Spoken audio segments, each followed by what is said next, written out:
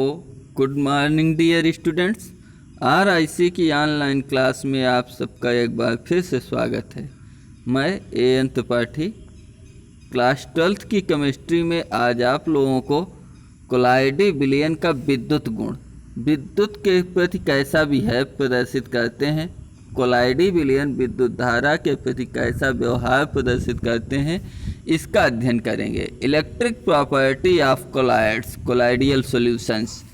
Collide विलयन को यदि विद्युत धारा के में प्रवाहित किया जाए, कोलाइडी विलयन में विद्युत धारा प्रवाहित किया जाए तो यह कैसा बिहेव करेगा, कैसा किस धन ध्रुव की ओर विक्षेपित होगा या ऋण की ओर विक्षेपित होगा, इसका अध्ययन करेंगे।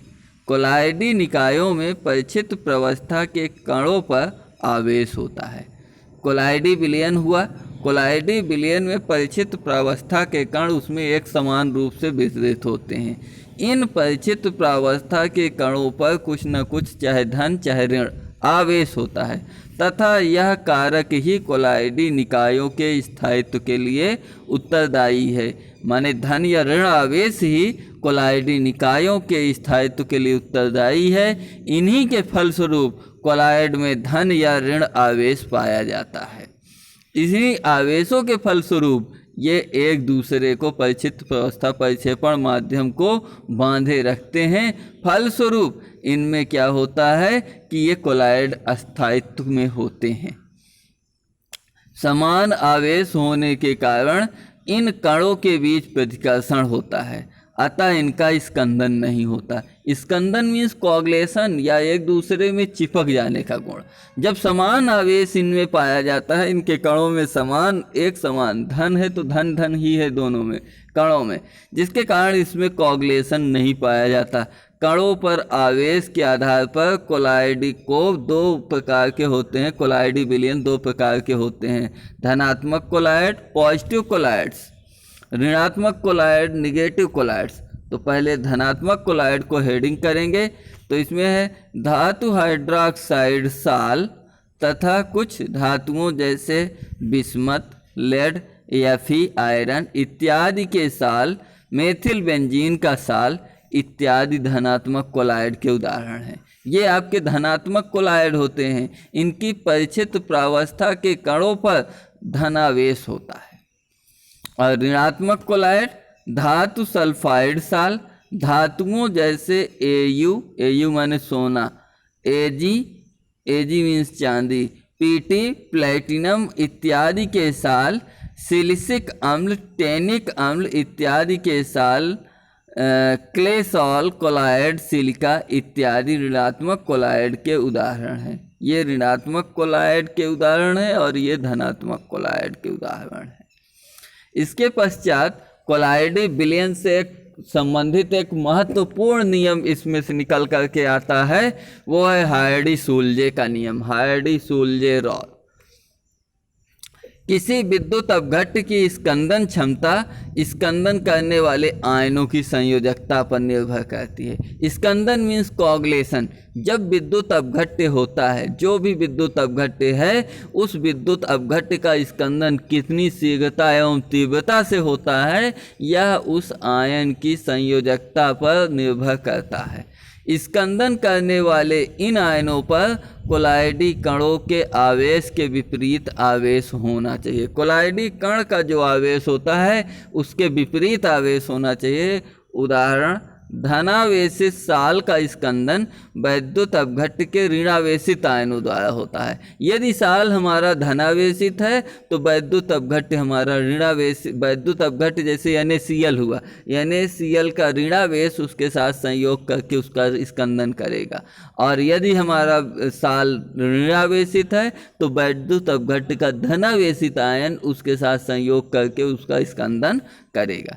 किसी विशेष साल के लिए विभिन्न वैद्युत अपघट्यों के स्कंदन व्यवहार का अध्ययन करने के लिए हार्डी तथा सूल्जे ने एक सामान्य नियम दिया, जिसे हार्डी-सूल्जे का नियम कहते हैं।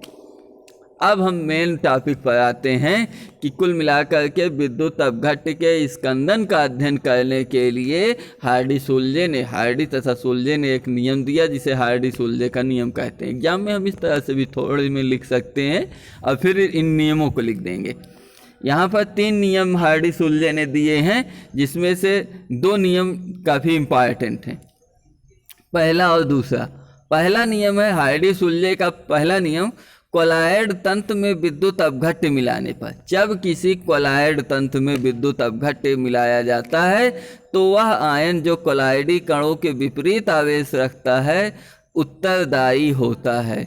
स्कंदन के लिए उत्तरदायी या स्कंदन की क्रिया के लिए वही आयन उत्तरदायी होता है, इसलिए उस विपरीत आवेशित आयन को उत्तरदायी आयन या प्रभावी आयन कहते हैं। उदाहरण, धनावेशित कोलॉयडी विलयन जैसे हाइड्रोक्साइड साल के लिए प्रभावी आयन ऋणावेशित होते हैं, जैसे Cl-, Br-, I-, SO4-, PO4-, इत्यादि। जबकि ऋणावेशित कोलॉयडी विलयन के लिए धनावेशित आयन जैसे सल्फाइड साल के लिए क्या होता है, धन आयन जैसे Na+, Ba++, Al3+ इत्यादि प्रभावी आयन होता है। इसी के प्रभाव से दोनों स्कंदित होते हैं। और काफ़ी इम्पॉर्टेंट नियम आपका आ गया सेकंड पार्ट, किसी विद्युत अपघट्ट में प्रभावी आयन की संयोजकता जितनी अधिक होती है, प्रभावी आयन की संयोजकता जितनी अधिक होती है उसकी कोलॉयड कणों की स्कंदित करने की शक्ति या स्कंदन क्षमता उतनी ही उच्च होती है। जिस पर जितना अधिक आवेश होता है वह उतना तीव्रता के साथ स्कंदित हो सकता है। उदाहरण यहाँ पर देखेंगे, स्कंदन क्षमता का क्रम यदि धनात्मक साल है तो KNO3 H2SO4 K3SO4 K4 FeCN6। ये क्या होता है, KNO3 K+ NO3- में टूट जाता है, माने NO3 में 1 ऋण आवेश, SO4 में 2 ऋण आवेश, PO4 में 3 ऋण आवेश और FeCN6 में 4 ऋण आवेश है, माने कि यह इसकी स्कंदन क्षमता कम है, इसकी अधिक है। इसकी कम है NO3 की और सल्फेट की अधिक है। अब सल्फेट की कम है, फास्फेट की उससे अधिक है और फेरोसाइनाइड आयन की सबसे अधिक है क्योंकि इस पर उच्च आवेश है।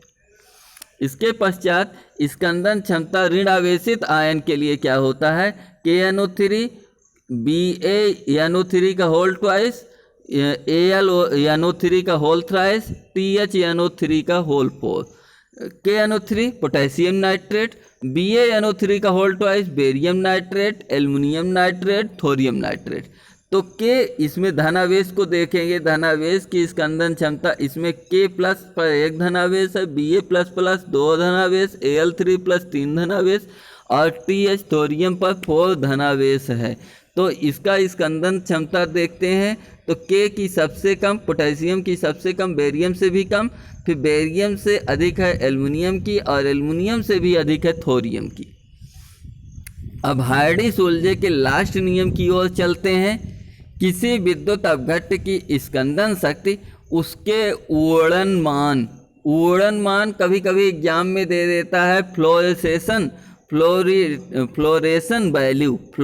वैल्यू भी आपको ध्यान रखना है। फ्लोरेशन वैल्यू क्या है के पदों में व्यक्त की जाती है। अब ये हेडिंग है उड़न मान या फ्लोरेशन वैल्यू। किसी विद्युत अपघट्ट का मिलीमोल के पदों में वह कम से कम सांद्रण जो 1 लीटर साल को पूर्ण रूपेण स्कंदित करने के लिए आवश्यक हो, उस विद्युत अपघट्ट का उड़न मान या फ्लोरेशन वैल्यू कहलाता है। इम्पॉर्टेंट, खैर हार्डी सुलजे के नियम से ये ज़्यादा इम्पॉर्टेंट तो नहीं है, लेकिन उड़न मान या फ्लोरेशन वैल्यू काफ़ी फिर भी आपको पढ़ने योग्य है। किसी विद्युत अपघट्ट का उड़न मान जितना कम होता है उसकी स्कंदन शक्ति उतनी ही अधिक होती है। मीन्स फ्लोरेशन वैल्यू का मान जितना कम होगा उसकी स्कंदित होने की क्षमता उतनी ही अधिक होगी।